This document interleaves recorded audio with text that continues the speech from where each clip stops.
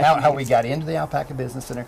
Basically in there, we were looking for a little bit of alternate income, you might say, in there. We were in the cattle business back in the 90s in there, going through some rough times in there, hard to make a buck and everything in there. It's like, okay, what else can we do if we're going to stay here in western Kansas and stuff on that, which that's our roots and everything in there, relatives, whole 9 yards. What can we do on a little smaller acreage to be able to make a living and stuff on that? Because we noticed back in the 90s, everybody was starting to go through in there and expand by going dead out the wazoo and everything in there to be able maybe to survive and stuff in there. So we looked at the alpaca then, very expensive. It's like, nope, can't. Budget doesn't have it on that part in there.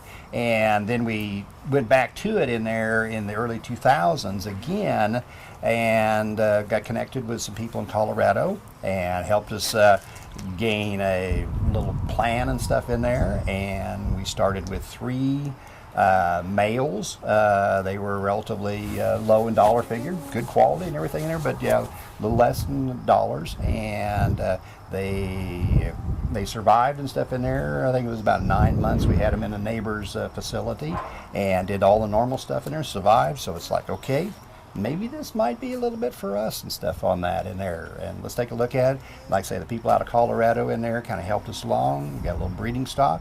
And here we are today in there of around close to 50 critters and merchandising from the fleece all the way to the finished products.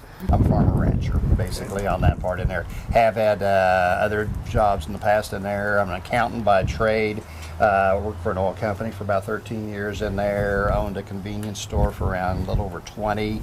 And now I'm just concentrating basically on the farming and ranching and the alpacas. I'm kind of the head pooper scooper during the daytime, you might say, on that. I spend about an hour and a half a day. I can quote you on that. Yes, you sure can. Head pooper scooper on that in there. With a little help. They do all poop in one pile. In a dung pile. In a dung pile and stuff on that. Very easy cleanup and everything in there. And that's the way it goes on that part. Well, I'm a speech language pathologist by background. I was in the school system for 12 years. And then I joined the rehab sector of being a speech language pathologist for about the next 3 years. And then I'm now in management for a large rehab company. I work mostly in the center part of the state. So I do travel. I'm gone a couple nights or whatever a week, sometimes more than that. So I home office when I am at home, and I manage nursing homes and hospitals across the state. So this is my weekend evening whenever I can help job. That's why we have children and neighbors and whatever to help us, then I'm not here.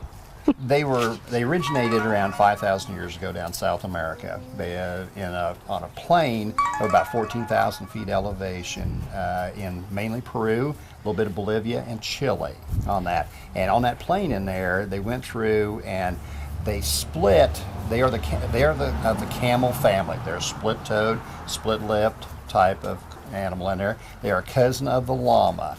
And now, the main thing in there, they went through and they split, they started developing the 2 species as such in there. The alpaca is a little smaller in there, 110 to 180 pounds usually in there, and they were developed for their fleece. They were originally classified as fiber of the gods, and they were sheared in there. Yeah, they wanted the luxurious fiber in there for something to wear on that. The llama, in turn, in there was developed. They're a little bigger animal in there. They were developed for packing and guarding, and that's where you mainly see here in the United States in there. Now, the alpaca and everything in there, they are a pastoral type of animal in there. What we do, we go through and we'll feed a little bit of prairie hay, brome grass in there with a supplement to them in there. They seem to get along really fine here in the United States in there. Our only problem that we have with them in there is humidity and humidity. Basic rule of thumb is in there, when it gets up to about 95 degrees and we have humidity in there, we get out the fans, cool them down with a little bit of air moving in there, and also in there take a garden hose and water their belly. They seem to be really, that's the cat's meow, is to have a wet belly and everything in there. And they'll cush down. Cools them down. They go through what they call a cush in there. They'll lay down everything in there in the wet soil or whatever, and they're happy as a lark. stuff on that. In there. Every day, like a pound or a half a pound of pellets, and they all have their own bowl, own location that they eat in. They're very routine animals. So when you go to the barn, they always meet you in the barn. They know when it's feeding time. They sort up to their right pen. You just say get in your pens, and they move right into their pens. So you never really have to go get them, and you never really have to sort them up too much. They're pretty much right there. They know when you're going to be there and where they're going to eat. So they all get their own bowls. And then we also feed them the treats that they're getting today is a horse treat. And they come in peppermint or green apple, and they like either one of them. Basically, the lifespan in there, average of 15 to 25 years. And here in the United States in there, we don't consume them or harvest them as such and stuff in there. Though it is something down the road possibly and everything in there. They are a very lean critter or animal on that, and not too much as far as that in there. They're basically like a horse in there. 11 and a half months gestation on that, and it's a Do they have multiples or a single bird? basically just one.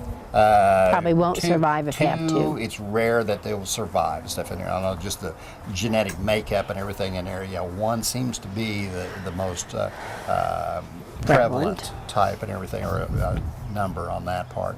And the male alpaca in there brings the female into heat, and through the breeding, we'll go through a breeding system and everything, or a cycle and everything in there.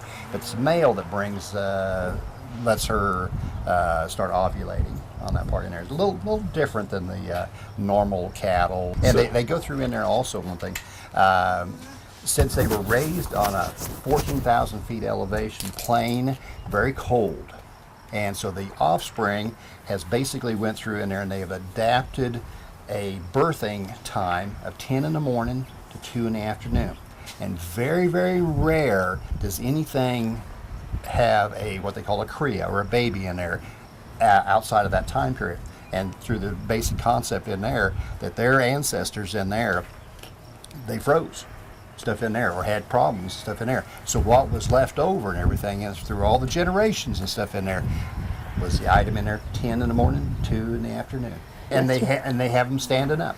Yeah, they have them standing up usually. No laying down or anything. And they on the don't job. lick their young, they roll them in the dirt. So, and they're usually up and eating within 30 minutes to an hour. So Something in that neighborhood on that part. very- Yeah, it has been a process and stuff in there. These are animals that they're new to the United States, stuff on that. Sheep have been around, sheep, cattle, horses have been around for centuries and everything in there.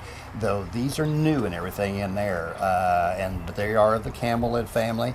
So our local vet and everything in there, she's had a learning curve on that. But we've had She's been very willing, Yeah, though. we've had good help in there from K-State. They're in Manhattan and stuff on that. They have a staff that has fairly good knowledge and everything in there. The main person and everything come out of Ohio, which it has the highest congregation of alpacas in the nation, is out of Ohio. So yeah, there's a learning curve and everything in there, and it's not a perfect science by any means, but we're working on it. yeah, our vet's been very willing though. She comes to the barn whenever we call, and she researches, and we've actually worked with the University of Colorado, because the alpacas that we got from Colorado, that's where they do a lot of their vet business out Yeah, of. Colorado State there is Fort Collins.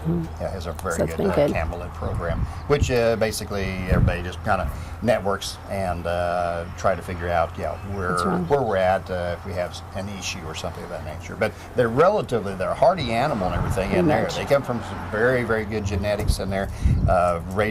Survival at 14,000 feet, just like Pike, on top of Pike Peak, and if you can survive that in there, you got a little bit to you. So as far as climate, the heat's probably the biggest issue. For It us, is. through this Midwestern area in there, yes, the heat and the humidity seems to be a little bit more in there. They can take a dry, hot climate in there better than they can a moist, humid one as such in there, seems to be. But And their lifespan's like 15 to 25 years usually. So so we're one of the last ones in the Midwest to shear and everything. We shear usually about the last weekend or so of May. And the reason we do that and everything in there, because a lot of them will start like, say, mid-April or so, 1st of April. And what we've noticed in there, is when you go through and you have the climate we have and stuff in there, that about the 1st of August in there, normally that's when we really get some hot days and stuff on that. And occasionally in there we will get the humidity where we're at and everything in there. And if we can keep the fleece fairly short, because at that point in time in there, you've got about 1.5 to 2 inch coat on the animal if you're shearing at the end of May. And our survival rate has been fairly good and stuff in there with that short in there. Now, if you went to the 1st of April in there, you're going to have probably about a 2.5, maybe even as long as a 3 inch coat. And yeah, it gets a little more of the overcoat effect in there, a little more heating to the animal. And, you know, we feel you get in some problems. So we usually go at the end of May, and I can shear and everything in there. Though we got so many numbers and everything in there, we bring a shearer out of Austin, Minnesota. Him and his helper come down. They can shear our whole herd and everything in there in about between 5 to 5.5 hours. Turnkey job, the whole 9 yards. We do have all the helpers. We do and everything shots, in there. teeth, toenails. We do Everything it all at that point in time. and stuff in there. So the Okay. animal is basically ready to go for the next season and everything. But that is our harvest time, is that tail end of May. And then we go through a process called skirting, where we actually just bought a new tumbler, and we'll be putting all those blankets will be going in there, and they'll tumble them, and they'll take out the big pieces called skirting, and then from there we'll take some to the mill, and then some of it goes back to Maine to one of our producers back there that makes our clothing.